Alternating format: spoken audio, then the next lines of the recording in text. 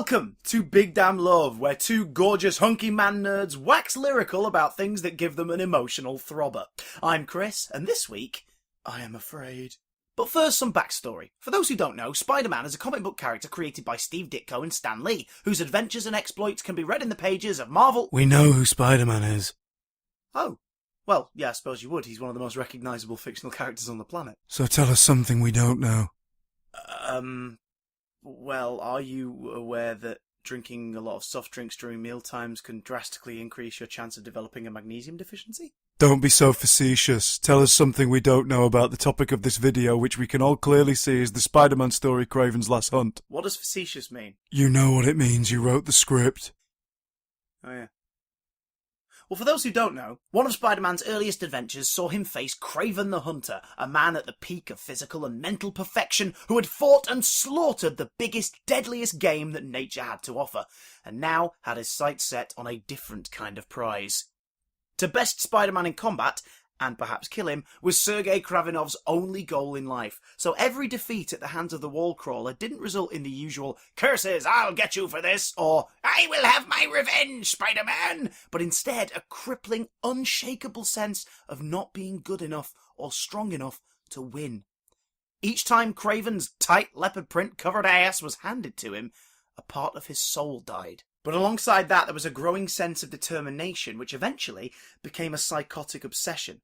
No longer was this about the sport or the thrill of the hunt. This was a matter of legacy, reclaiming lost glory, and after years of chasing the spider, Kraven had to dominate and destroy him completely. Kraven's Last Hunt, considered one of the greatest comic book stories ever told, is exactly what it says on the tin. It's the Mad Russian's final effort to beat the web-slinger once and for all.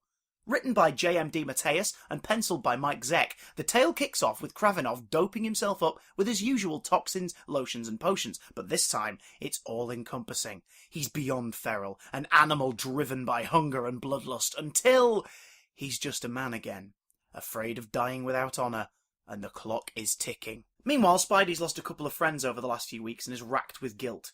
A little off his game, it's a sudden shock when Kraven suddenly appears, hitting him with a toxic dart before pulling out a rifle and shooting him at point-blank range. Flash forward, and Peter's been missing for a few days. His new wife, Mary Jane Parker, is overcome with fear and paranoia. Every nightmare she ever had about her husband's superheroics leading to his untimely end has suddenly descended upon her. And scurrying through the Manhattan sewers is a hideous beast.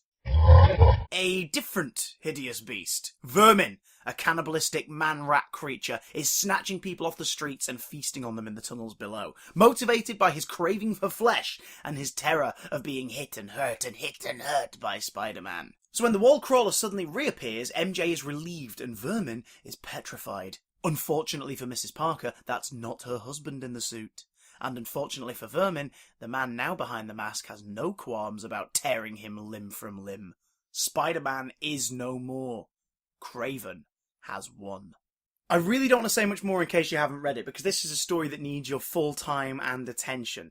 Told mostly through narration and internal dialogue, we switch between the overwhelmed Peter, the worried Mary Jane, the psychological clusterfluff that is Vermin, and the dark, weirdly poetic mindset of Kraven, with everyone sharing similarities at one point or another, because ultimately, this is a story about being afraid. Being afraid of the dark, of the light, of death, of a life not lived to the fullest.